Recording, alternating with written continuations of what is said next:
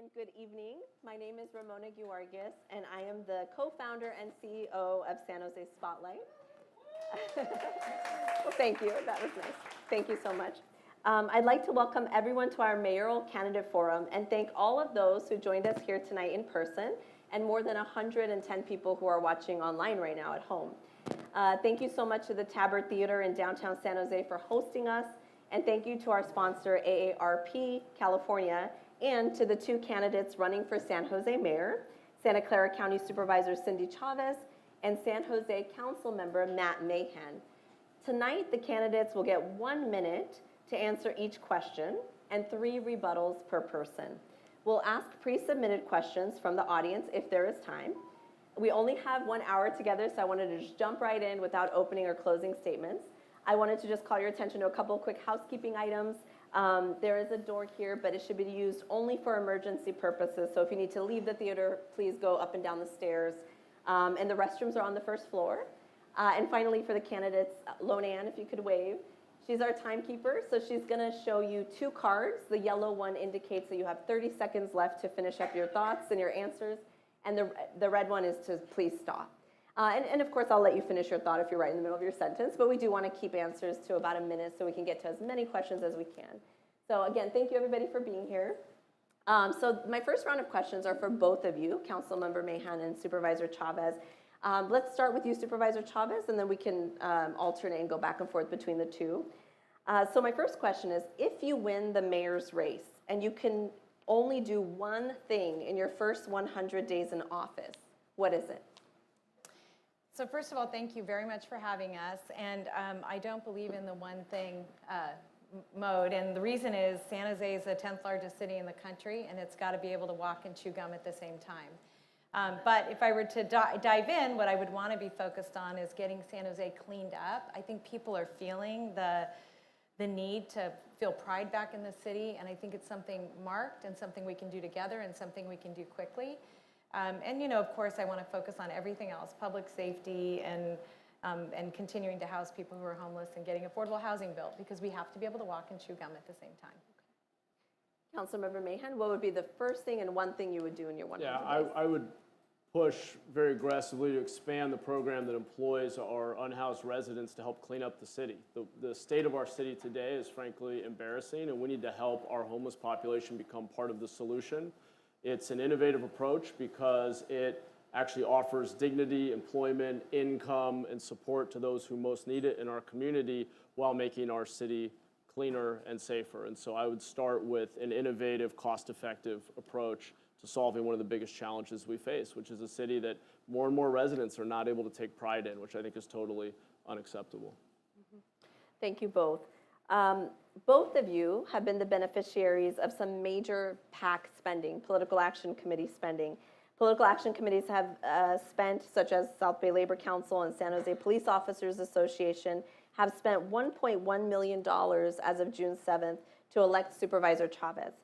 PACs such as Common Good Silicon Valley, which was created by Mayor Sam Liccardo, has spent nearly $300,000 as of June 7th to support and elect you, Councilmember Mahan. So if you win, how can voters know that you won't be beholden to special interests? And let's start with you this time, Councilmember.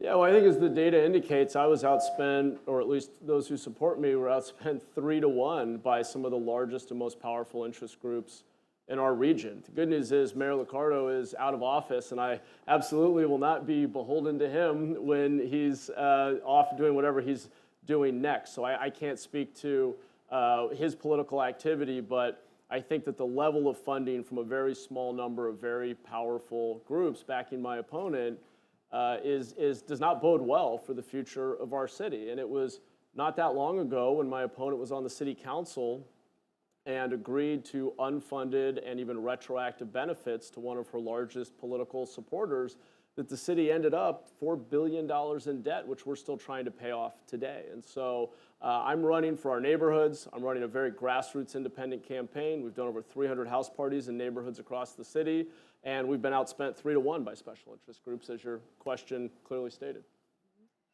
So first of all, you know, I have been in public service a long time, and the areas that I've focused on have been making sure that San Jose was the first city and Santa Clara County, the first county to offer every child under the age of 18 access to health insurance. I focused on affordable housing. I focused on helping foster youth. And I think what that demonstrates is that I'm independent and I do what I think is right, irrespective of who helps.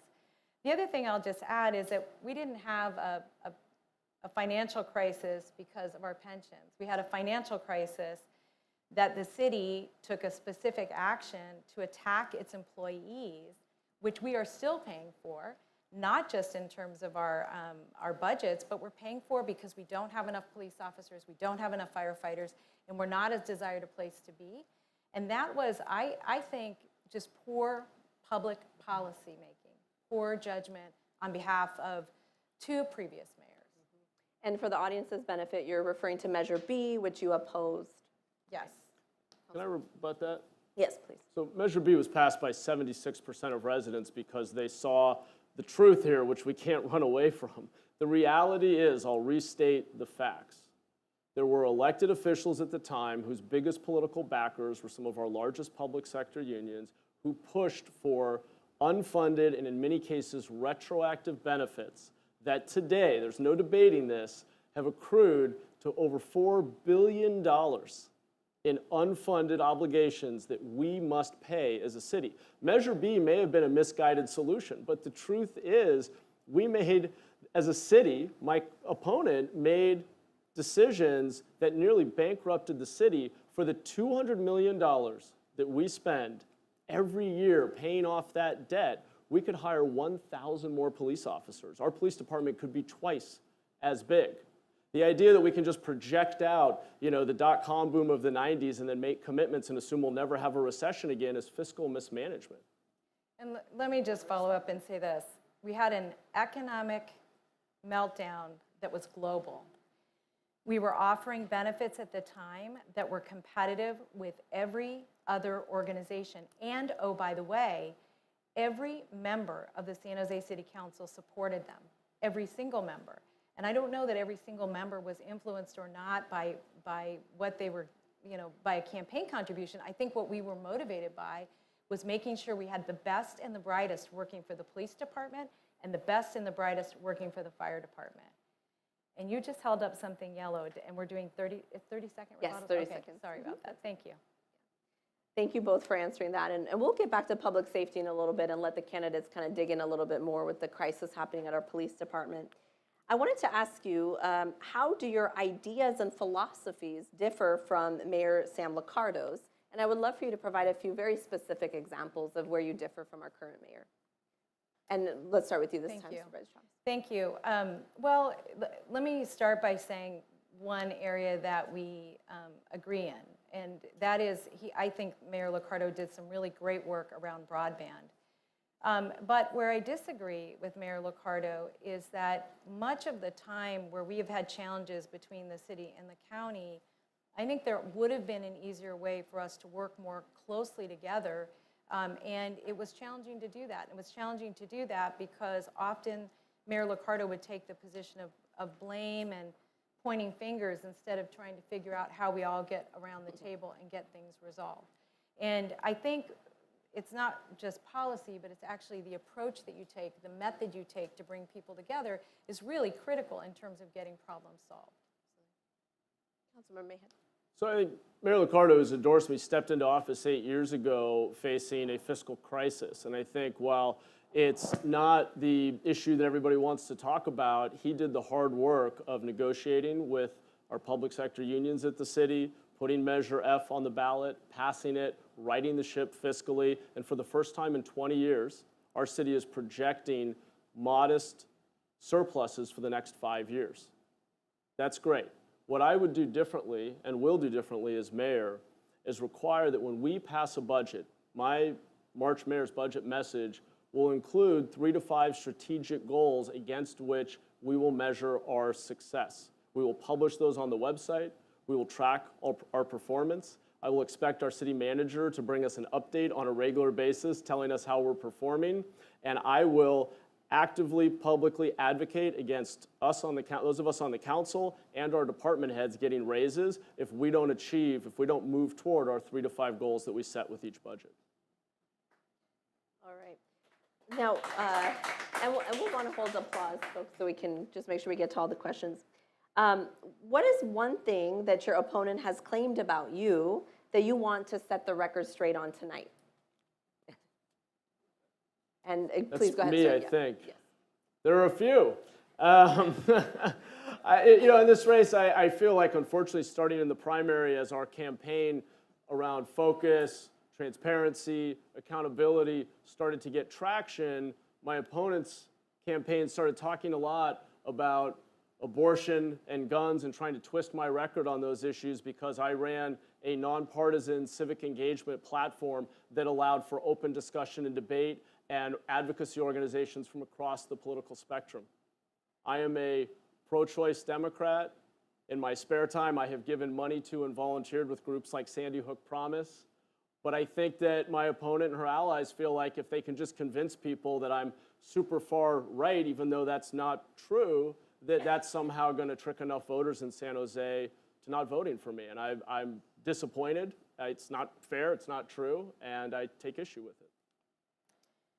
Supervisor Chavez? Yes, I think the most, I think the most troubling thing has been to really, again, use Mayor Liccardo's playbook of let's place blame. And in the primary, I frankly didn't talk about Mr. Mahan at all. And the reason is I was focused on my own campaign. And the reason for that is that I was focused on being able to tell the public, you, that the reason that I would make a good mayor of San Jose is because what I've accomplished.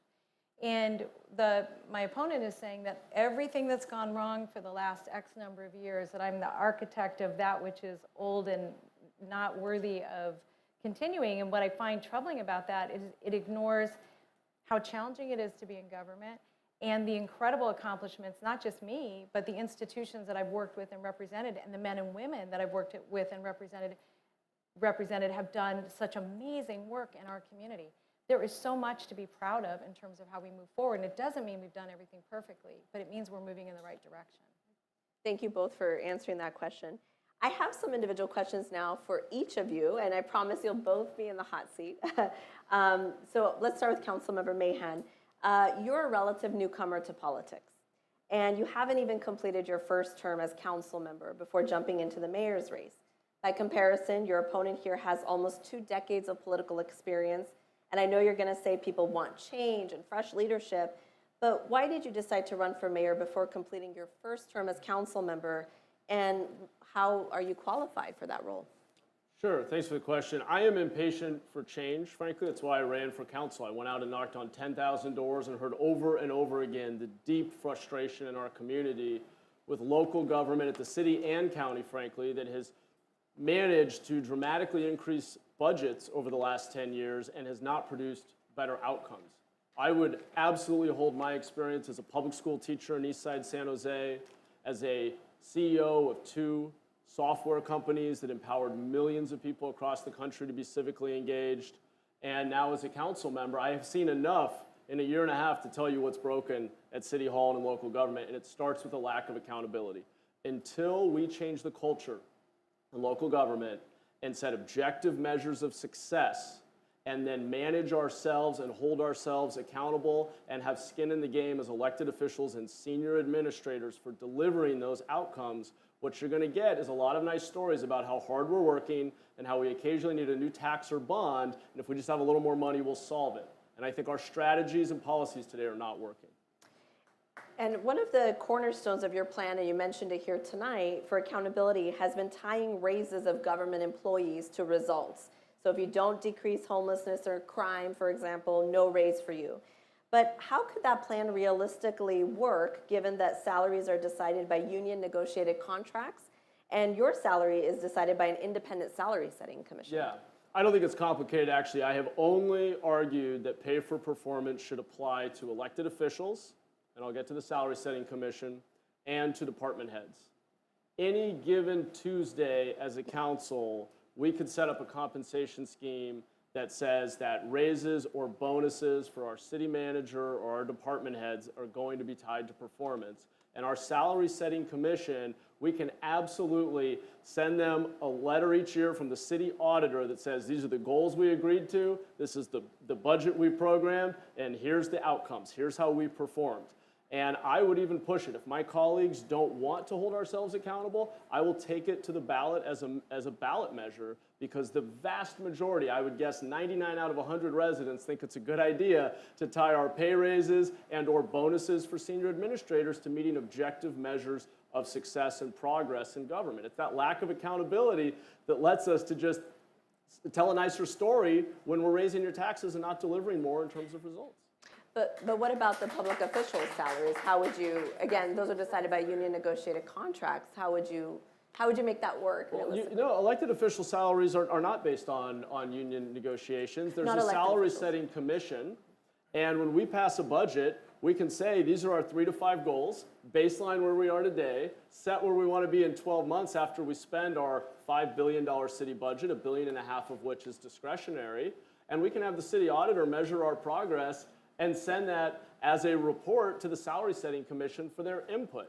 And if they don't want to tie our pay raise to how we perform, then we can actually change the city charter to make it explicit. Right, and I may have misspoken, Councilmember Mann, I apologize, but what about the city officials? What about the administrators, the department heads, the employees? How would that work? I haven't suggested pay for performance for rank and file employees. I think that those of us who make budget decisions and program the budget and are overseeing how we run a city with 7,000 employees and $5 billion a year in spending ought to set goals, measure performance, and have our pay raises tied to how we perform. And if we want to do it, we can make it happen, I promise you. So one more question for you, and then we'll move on to Supervisor Chavez. A lot of conversation has centered around the fact that Mayor Sam Liccardo established a PAC, which our reporting has actually revealed might be illegal, and raised hundreds of thousands of dollars to support you. If you win, how can the public know you'll govern independently without the former mayor's influence? Yeah, I can't speak to the PAC that Mayor Liccardo and other allies of his created. They've funded mailers for multiple candidates. As you probably know, as a candidate, we are not allowed to talk to those external groups. I would rather have a former mayor who's about to be out of office, who's going to probably go work in the private sector, set up a group of people to voice what they think is right for the city, than to have significantly 3 times more funding from big institutions and companies that are going to be here forevermore and absolutely expect something for the dollars they're spending on my opponent's behalf. Supervisor Chavez, I want to move on to you, and I have a few questions for you. On the campaign trail, you have raised alarm about a survey released last month by the San Jose Police Officers Association, which has endorsed you, that revealed more than 200 officers are planning to resign in the near future, decimating our already thinly staffed police force. You have vowed to hire 45 new officers as one of your first actions as mayor. That sounds great on paper, but where would the funding come from for this? So the city of San Jose has spent about between $42 and $47 million a year in overtime. And what I'd like to do is take part of that overtime and apply it to ongoing services for officers. And the reason I'm so concerned about it is that right now we're at chronic overtime, which means that you have employees who are on the job 10 hours who could be working another 5 and responding to a high need call for service in hour 13, which none of us want. We want people to be prepared and present. And so I think that we can use that overtime funding. I think 15 officers is what the city's saying is we'll do 15 officers a year over the next 5 years. I think that's too few. I think that people want, when they dial 911, they want someone to come. They want them to come right away. And we don't have that kind of response because the police department is way too thinly staffed. And I believe the money's available. And you wouldn't raise taxes to fund that? No, okay. And a follow-up question to that, your campaign has claimed that Councilmember Mahan here has not been transparent about this staffing crisis. How so? Well, one of the things that I was concerned about was that in an op-ed that Mr. Mahan authored, he took a quote that I said about smoke and mirrors, I thought out of context, and made claims that, in fact, the staff is, that the police department is fully staffed right now. And the fact of the matter is that even if it was staffed at its maximum right now, it's too few. And so to say we have enough. We're at where we need to be is not where I think we should be. I think where we should be is making sure that we're responding to calls in a timely fashion, that we're hiring really top officers. And frankly, one of the challenges we're going to have is making sure we keep the officers, at least some number of them, that are getting ready to retire, because we won't be able to fill those officers quickly enough. So that's why I was concerned about his comments. All right. So thank you. And please, let's hold the applause. I know you want to support your candidates. As you know, San Jose Spotlight is suing San Jose and Mayor Sam Liccardo for violating the California Public Records Act by improperly withholding records, deleting emails, and using private email accounts for city business. We asked all of the candidates this election cycle whether they would commit to doing three things. One, commit to not deleting emails for at least 2 years, commit to not using a private email account to conduct public business, commit to copying a government server if you do use a private account, as encouraged by the California Supreme Court. Your opponent here, Councilmember Mahan, has agreed to do all of these things. But however, you did not respond to us when we asked you that question, those three questions. And we've also previously reported about how you have used private email to conduct public business, just like Mayor Liccardo. So I ask you here today, will you commit to doing those three things? Yes. We'll get some time back. I mean, I will add one thing, that I think it's a very good practice to copy a government server. And a lot of the communications that I had, especially during COVID, we were using different computers at different places. And so I think that's a fair thing, and I think we just didn't get back to you in time. Thank you for that. So I want to move into some topical questions now. So let's start with homelessness, obviously one of the most important issues in our city right now. I read both of your plans very closely to address homelessness, and there are some similarities in your plans, but there are also some differences. Councilmember Mahan, for example, supports placing tiny homes on county-owned land like the fairgrounds. Supervisor Chavez, you worry, on the other hand, about concentrating the homeless population to one specific area. Can you explain why you don't support that idea? And would you support using other county-owned sites to house the homeless? So first of all, it's really important to know that we are using government-owned sites for many, many of the projects we're building right now, both for tiny homes but also for permanent housing. And as a matter of fact, one of the biggest investments we're making is, as a member of the VTA board, a policy that I brought forward was, as we're putting housing on to focus on transit-oriented development, we have 200 acres that we're going to be building housing on. That 200 acres, for all of that housing, a third of it has to be affordable. And I think that's the right place to build it, and I think that's about the right concentration. And the reason that's important is you want to have mixed incomes in these communities so that communities thrive. Having too many people that are high need in one location can really put a strain both on the neighborhood that it surrounds, but also on resources, and the health of that community. Just one other thing I'll add is that in addition to those 200 acres, of the 44 projects that we have in process right now, a number of them are already being built on publicly owned land that we owned, or a city owned, or land that we purchased. So to be clear, you do support building on county-owned sites? We do just it now. Just not the fairgrounds? We do it now, yes. And as a matter of fact, the fairgrounds has 520 units of affordable housing on it right now. Okay, thank you for that. Supervisor Chavez, you also said in your plan that homeless encampments should be cleaned up compassionately and not allowed to grow to the size of the one at Columbus Park today. But with a severe lack of housing and shelter space, and it's not being built fast enough, where should people go after they're swept? Right now, it's nothing more than a revolving door. So, and we, at the county, that's not something that we really do, but here's what my thinking is. I think it's really hard for the public to see all the work that's being done to house the homeless. And I've heard Mr. Mahan say, you're all working hard, but it's not enough. I don't need a pat on the head here. Here's what I'm saying. From 2015 to 2020, we did, as a community, house 14,000 homeless people. And we housed them in apartments, we housed them in shared housing, we housed them in, and these were permanent housing. What we need to be able to do for all of you is show our work. And what that means is that when an area gets cleared or cleaned up, and we've housed people and we've offered them services, that area should stay permanently cleared and cleaned. So the public understands that, so people can get their parks back and their walkways back.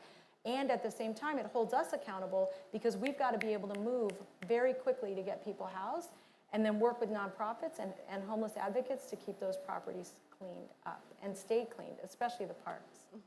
Councilmember Mahan, do you want to also take a shot at that? Where should people go after they're swept? There's just not enough housing right now. Yeah, and that has been my criticism of my opponent's approach. I mean, my opponent was the architect of Measure A, pushed a $1 billion bond to end homelessness, and we've been spending it at a rate of 5 years per project to build a project and over $850,000 per door.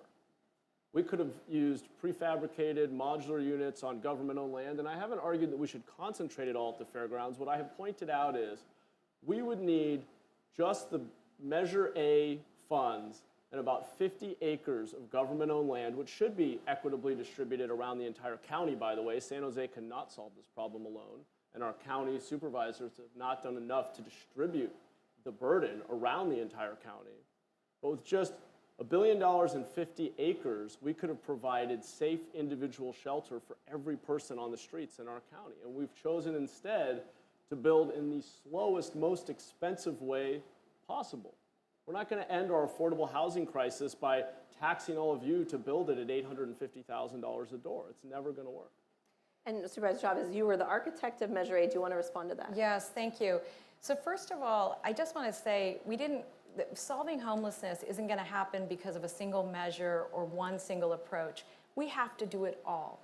And we're not spending $850, we're spending on average $700,000. And let me just be clear, we have 44 projects that are in the pipeline, either constructed or will be completed by 2023 or in the pipeline for funding.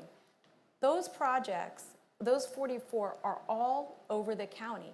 And the way we responded to that was not that the county forced people to take the money, we made the money available to cities that were interested. And we didn't just do it with Measure A, we put another $40 million and made it available for folks who were interested in building what Matt and the mayor referred to as quick builds, and that's really a shelter with with a restroom in it. So we're making all that resource available to all the cities to get them to be engaged in this initiative. But some of the cities don't pull their weight. I know that's been a big problem, that some of the smaller cities just aren't doing their part. What can be done to make them do their part? Well, I agree with that. I mean, I think that one of the challenges we have with state law, the way it's being structured, is that it treats San Jose the same way it treats Cupertino, and I don't think that's fair. But I also think that, that we collectively have to do more to make sure that that we're being honest about the fact that the city of San Jose, in the most helpful way possible, has been trying to fill its need by making sure that it's accessing more of the money. I mean, the other pressure we get is other cities aren't getting as much. Right. But if we're being honest, the truth is you've been at the board, the county for the last decade. I have not seen you implement policies to enforce carrots and sticks, incentives for using the power of the county to get other cities to do their fair share. We have a lot of cities, Palo Alto, Cupertino, others that think nothing of basically making it really hard to be homeless and then ending up in San Jose. And being honest, the last 5 projects funded by Measure A came in at an average cost of $852,000 a door. The county budget has nearly tripled in the last 10 years. We have not seen a meaningful expansion of inpatient care for addiction and mental illness. And you opposed Laura's Law before you then turned and supported it. And so I haven't seen the kind of urgency and focus on scaling up solutions that get at root causes and give us a shot at ending street homelessness in our lifetimes, frankly. Just to follow up on that, I think that's incredibly disingenuous, and just a couple reasons to say why. First of all, cities have the responsibility of permitting housing, investing in housing, and making housing happen. The county got involved in housing at my urging and at Senator Cortez's urging because we saw that San Jose was struggling. San Jose needed help. So we put together a commission, got everybody's input, and have these strategies of housing all these folks. And I just want to say this again. For over 5 years, we housed 14,000 people. We built more housing, and frankly, we're housing more people now because that housing is coming online and available. And in terms of carrots, the carrots were, here are the resources. You know, we can't make a city do anything. You can't make a city do anything. No matter how many bills you try to send them, that's just not within your purview. It's within the state's purview, and there's value in talking to the state about that. But in fact, with a sense of urgency, I've moved because I see the human suffering, and we're working really hard to address it as quickly as we can. Thank you. All right. Okay. Please, everybody, let's hold the applause and boos. I just want to make sure we get to all the questions, and I don't think you've used all your rebuttals. So if you want to, you can. But I know the audience wants to move on to the next thing. Yeah, Do you want to take a quick shot? I think what is disingenuous is to say we're going to solve this at almost $1 million a door. We are not going to solve this that way. We have a huge crisis of addiction and mental illness on our streets that the county has actually pushed against solving. I have not seen you advocate, you oppose Laura's Law. I have not seen you advocate to expand conservatorships. We have people walking down the street in downtown scaring our residents, and you've been sitting over at the county for 10 years now, basically making excuses for why we can't solve this problem. Oh, that's just, it's that's the both reality. offensive. No, It's the it's offensive reality. and completely untrue. And part of the reason you haven't known what's happened for 10 years is you've been in office a year and a half. So that's Supervisor the first issue. Chavez, You said, let me finish. I organized the press let me conference finish. to push you to pass You Laura's Law. organized a press conference while I have been organizing Because thousands of people getting housed. And let me just add one other thing.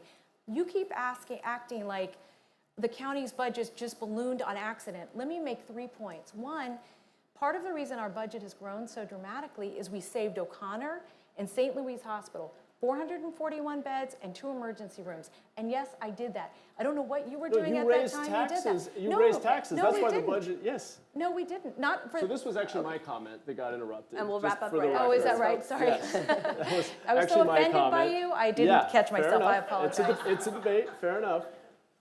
All right. The 14,000 people who have been housed that's affordable housing stock that has been there for a long time. It's not like you just created that housing. Measure A has created about 700 units in 6 years at a cost of $850,000 a door. That's when you say 14,000, how many Go people? ahead. No, please go on. Okay. I'm sorry, I didn't interrupt. Go This ahead. So number we're gonna- that you housed 14,000 people, that is housing stock that has been there. You did not create units for 14,000 people. We And don't need. and we'll so let's do this. Let's have Supervisor Chavez respond just for maybe 20 seconds, and then we're going to move on. Well, to the and let me next just say this. We didn't need to build new housing.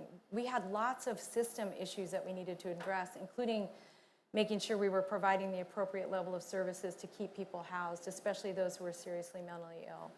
And so we did use a bunch of different strategies, housing that we built, housing that Section 8 vouchers, VASH vouchers for veterans, and trying to house more homeless families. So it's a combination of many, many tools that we're using to address the problem. Thank you both very much. So moving on to the next question. Councilmember Mahan, you said in your homelessness plan that you'll demand, quote unquote, demand, that the county invest in inpatient drug addiction and mental health treatment facilities to help the homeless. But how can you as a mayor compel the county to do anything? Well, the greatest power the mayor has is the bully pulpit and the ability to sway public opinion and make the case for common sense policies. Our mayor currently has been effective at getting the governor and the state legislature to adopt policies that benefit San Jose and that have even been modeled in San Jose, like Project Home Key. So the idea that you can't compel the state or the county to do something is not the point.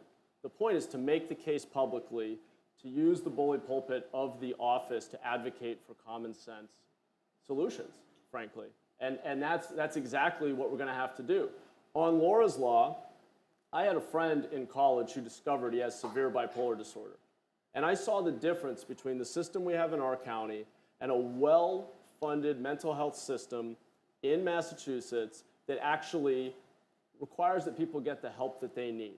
And I am devastated by the fact that we have thousands of people with severe mental illness and addiction dying on our streets, and we have not, the public sector and our political leaders have not pushed nearly hard enough to change policies and get funding to solve that problem. And it's a statewide problem, but I don't think my opponent's record on this is very favorable. Do you want to respond to that, Supervisor Sure. Chavez? again, I think you would have to be paying a lot of attention to the, you're okay? All right. A lot of attention to the county to know that that just isn't the case. But I will make an observation, because this is one area that I think we agree, which is that I really do think that there's much more that needs to be done relative to providing services and also to changing the conservatorship laws. And one of the biggest challenges I think we have dealing with the state is that there's a reluctance to do that, which makes it very difficult for us at a local level, even with Care Court and even with AOT, to make sure we can provide the kind of support that people need. One other thing I'll just add is that at a local level, when we invest in beds, locked facilities, it costs us about $100,000 a year to keep somebody in those facilities, and that's mostly all local dollars. And so one thing that we would have to take a look at is the $600 million that we spend at a county level for mental health services. How does that get divided up in a way that both allows us to continue to treat people who are young and who may be underinsured and all the folks that we're responsible for through Medi-Cal, in addition to being able to provide support to people who are high need. I've asked the county, and we're working to expand those beds by another 45. We'll continue to do that as we can afford to do so. Thank you. Councilor Mahan looks like he wants to jump in. I mean, that sounds great. The reality is we have a fraction of the beds we need. We should have 50 per 100,000. We have about 13. And you oppose Laura's law until some of us, including me and other local electeds, worked together to build enough public support that it became politically infeasible to continue to oppose it. So that's how we're going to get change, to your previous question. We're going to point out the gaps in the system, and we're going to organize and put political pressure on our elected leaders at the county and the state level to change policy. We have plenty of money in this state and this county to have appropriate levels of inpatient care for addiction and mental illness and to bring people inside to get the care that they need. There is no, saying we're making progress, we've been working on it, is not a good enough answer when we have thousands of people dying on our streets with mental illness and addiction. That's just totally unacceptable. Okay. And please, folks, please hold the applause. We've got some more questions to get through. Thank you both. I want to move on to public safety next, which is obviously a very important topic right now, especially. Both of your public safety plans touch on the need to recruit and hire more police officers and community service officers. Recent reports show the Latino community here is disproportionately targeted by police use of force. Supervisor Chavez, you specifically cite in your plan the need to recruit more women officers and officers of color, people of color. Can you explain to us how would you recruit people of color into the police force, and how would you build trust with those communities? It's really one of the most important things that the next mayor will do. And the reason it's so critical is that I think that there are a lot of people who want to see in public service people who look like the communities that they're in. And I would like to work very closely with high schools, with community colleges, with the police officers union. It's very important that they're bought into our recruitment strategies, working with women's organizations and other non-traditional partners. And you know, these are hard jobs. Working in the public sector right now, and as you know, we have a lot of people who, when given the choice to retire from any number of jobs that have public interface, they're not choosing to do that. And we have a problem in terms of a pipeline. We used to get 5,000 people applying to our police department and thousands applying to the fire department.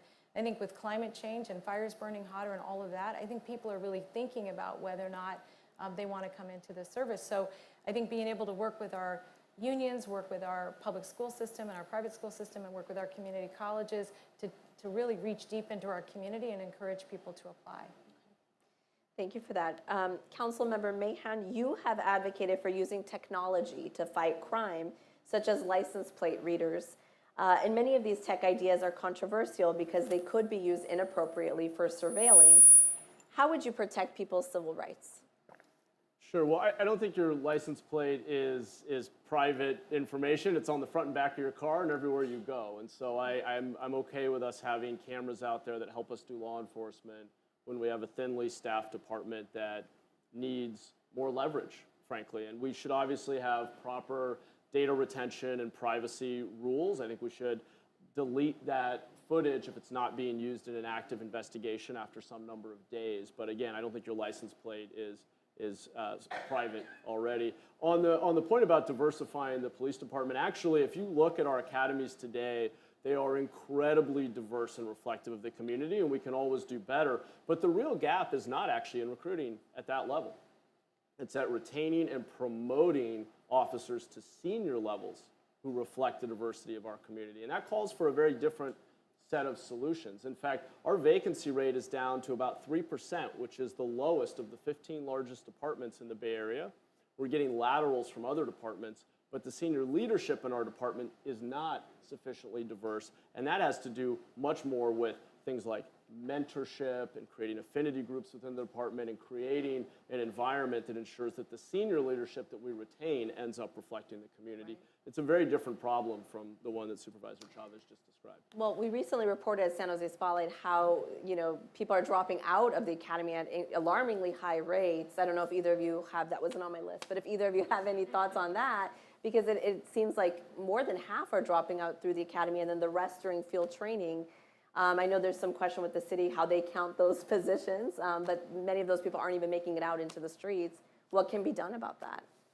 Well, I do think it's a pipeline problem. I don't disagree with the point you raised, but let's be clear that we have, almost a third of the folks not making it through the academy. We have a huge chunk of people not making it through the field training, and you can't promote people if you don't have enough people in the pipeline who look like the community that we're in.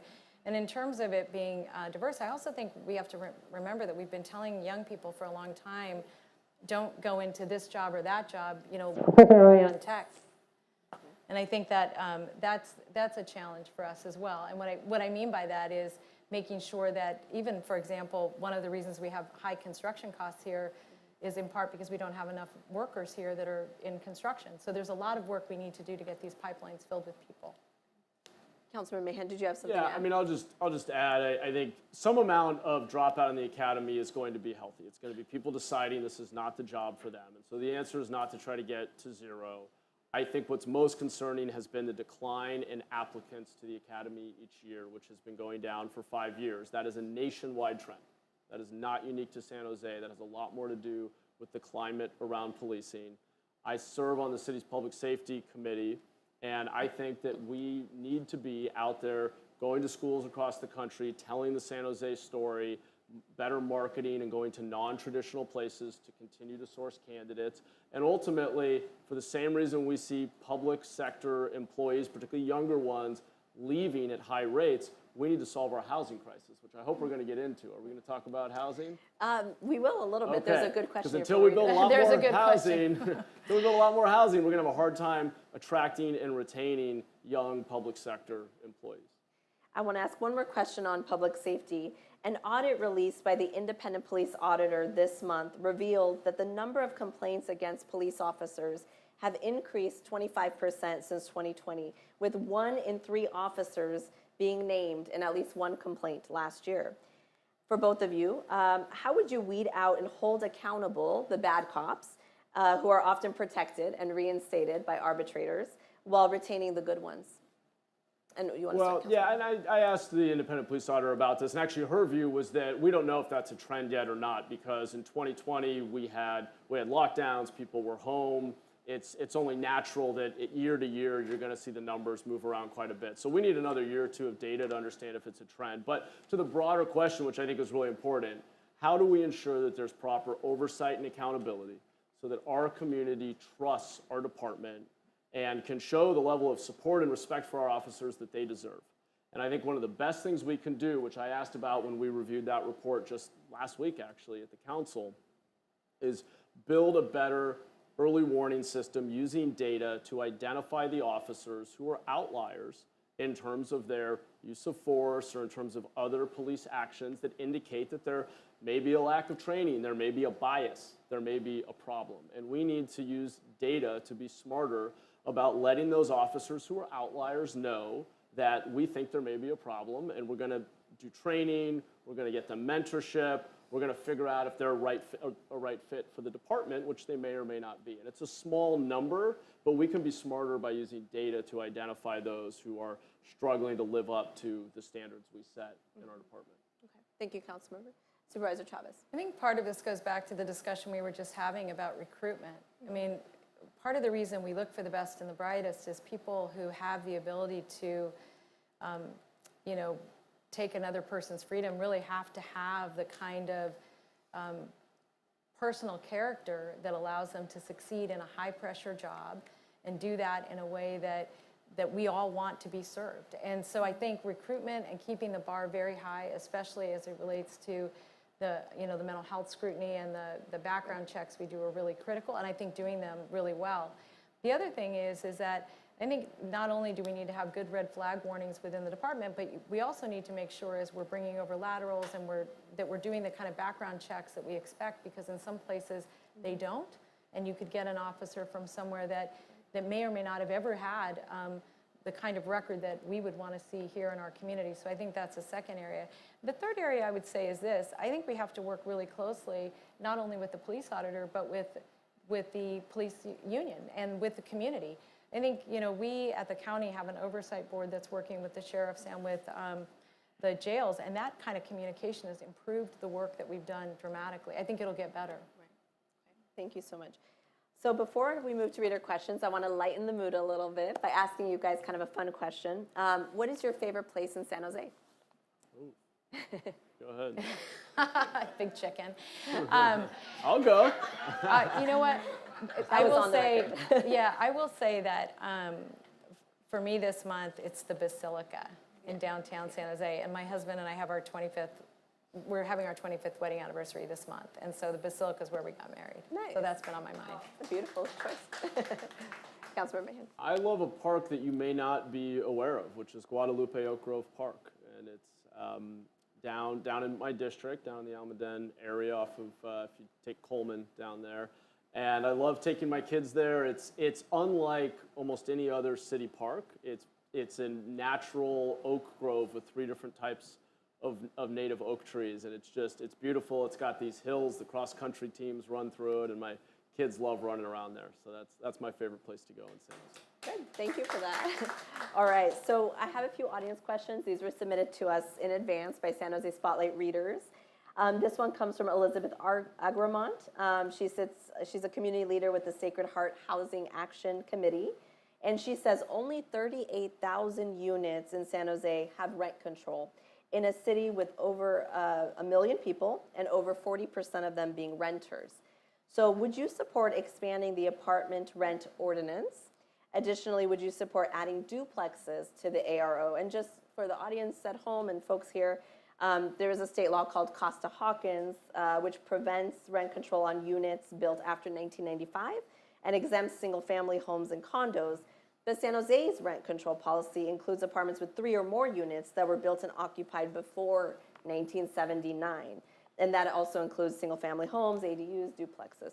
So again, the question is, would you support expanding the rent control policy in the city of San Jose to cover more properties? And would you support adding duplexes to the policy? And do you want to start, Supervisor Chavez? Sure. You know, I actually don't think we can. I mean, I think that really is seated in state law. And what I would say is that I think one of the most important things we can do is really speed up the process for housing and the amount of housing that's getting built. Because I recognize, I have to say that I've had more people talk to me about rent control on the campaign trail than I've ever had in the entire time that I've been in public service. And I think because people are so rent burdened, I mean, we have folks that are 100% rent burdened right now that live in our community. But so I don't think that's that's not the most realistic, fastest thing we can do. I think what we need to do is actually build. But I understand the desire very much. Mm-hmm. Councilmember Mahan. Yeah, I agree. I don't think that we can, but even if we could, I think it's a well-intended policy that has unintended consequences. And I think city after city has seen that in the short run, it can help with stabilizing people, which is a good goal. And there are other things we can do as a city to stabilize people. But in the long run, it leads to less investment in our housing stock, to more rundown housing stock, and to less housing. We build less. There's less incentive to build. And what we really need to do is build more housing. Our region, over the last 15 years or so, has added 6 jobs for every 1 home we've built. That is what's driving our lack of affordability means we have more people going after the same finite amount of housing, which is driving up costs and pricing out the most vulnerable people in our community. My family lived paycheck to paycheck growing up. And so we have to build a lot more housing. We need to build up in places like downtown and near transit. And we keep saying that, but I haven't seen elected officials take action to reform CEQA, to right-size fees, to streamline permitting, to do the things that need to be done to actually get us out of the way so the market can build the housing that we desperately need. And we hear every election season, build more housing, build more housing. That seems to be the tagline. But when costs are so high, land is so scarce, and you see that San Jose has built a very small amount of low-income housing specifically. We're meeting our goals for moderate and high income, but not for low income. What would you guys do to increase the housing stock specifically for low-income residents? Well, I actually think we should be significantly overbuilding the market rate and medium income, because low-income housing we desperately need, but we have limited public funds to subsidize it. We can only pass so many affordable housing bonds. So it's great to build when we have the resources, but we're going to always be limited in how much housing we can build at that level. And the reality is most of our affordable housing stock was market rate housing built a long time ago that got old. And so if we have the ability to build up, to build significantly more units by getting private investment to flow in and build the housing that we need to meet market demand, that's how we've always built the housing we needed as a state. And right now, we are in the way. We have a 26% vacancy rate in our planning department, which is completely unacceptable. Our processing times are way, way too slow. We have environmental review that actually pushes building out to the Central Valley, ironically. And so we need real reform of our planning and building department if we're going to build the housing we need. Okay. Supervisor Chavez. So when I served on the city council, in the time that I was in office, we permitted 7,000 units of housing in downtown San Jose. And we did that in part by restructuring fees and trying to incent development where we didn't have development. The council as a whole set a goal of building 10,000 units of affordable housing. And we hit that mark in part because we put together a work plan, and we had the ability to engage redevelopment at the time and state tax credits and other things, and we moved that initiative. And so what I think needs to happen is that we need to have a very concrete set of goals, look at the funding that we have available, and be as strategic as we can. Now, we're doing that in partnership with the county, with VTA, with a number of our cities. And one of the biggest problems for us is that the city of San Jose changed its rules some time ago that actually dropped the amount of housing, period, not just affordable housing, but housing being built by about 25%. So we need to take a look at all of those rules, restructure them so that we're allowed to do, for example, have 4 general plan amendments a year. Like, we don't do that anymore. We have 1, in part because we have so few staff. So we need a public-private partnership to get the backlog filled for that housing. For that department. And this is the last question. It's from a reader as well. So this comes from Aurelia Sanchez. She says, we need more enforcement regarding cleaning our creeks. And we need that from the water district. The damage to our environment, and again, the cost to the city in cleaning up along the creeks is enormous. What would you do as mayor to force the water district to do its job? Do you want to start, Councilmember? I think I went first last time. Do you want to go? Oh, What's go ahead. that? Oh, I'm sorry. Okay, go ahead. Yeah, I don't have a problem responding. So Aurelia, thank you for the question. One of the challenges we have is actually that the water district is pulling tons and tons and tons of refuse out of the creeks. We have to be able to provide more support, and part of that is that we've been working on, I know there's one already, joint powers agreements, so no matter whose land it is, that we're all collectively, city, county, water district, special districts, all cleaning out the districts the creeks at the same time. And then the point I raised earlier about keeping the creeks clean is we have to have an agreement that this is what we're gonna do. We're all gonna keep these areas clean in perpetuity. With one of the challenges that we have right now is that Anderson Dam is gonna be rebuilt. And as Anderson Dam gets rebuilt, it's going to require us to complete a number of flood protections along the creeks. Those flood protections have to happen before that construction. In each of those segments, we have people who are homeless. We're going to need to find placement and services for them, move them out, and not have them come back. And we have to do that as a community. That makes sense. Councilor? Yeah, I mean, thank you. And thanks for the question, Roy. What we're doing today is frankly not working, and that starts with our failed approach to ending street homelessness. As long as we have thousands of people living along our creeks, we're going to have a very hard time keeping our waterways clean. So first order of business is build cost-effective shelter at scale and require that people come indoors. Specifically in terms of coordination, I actually formed a working group that included the city and the water district and a number of other entities and stakeholders because no one was actually convening them to talk to one another. And so we have set up a monthly working group so that those entities are actually talking about the kinds of solutions that we need, like a setback for encampments in the meantime while we're building that cost-effective shelter. So I think that what we're doing today is totally insufficient, and we need to be much more aggressive about creating setbacks, enforcing them, employing homeless individuals to clean up our city, and scaling up cost-effective shelter much faster than we have been so that we can get people indoors and out of our creeks. Thank you for that. Thank you so much. And that wraps up our mayoral candidate forum. Thank you again to our candidates, Supervisor Cindy Chavez and Council Member Matt Mahan, as well as the Tabor Theater and our sponsor, AARP California. A video of today's forum, along with an article by our reporter, Jana Kada, will be available on our website, sanjosespotlight.com. And if you enjoy programming like this, please consider supporting our work with a donation of any amount. And thank you so much for your time, everyone, and good night. Thank you. Thank you all.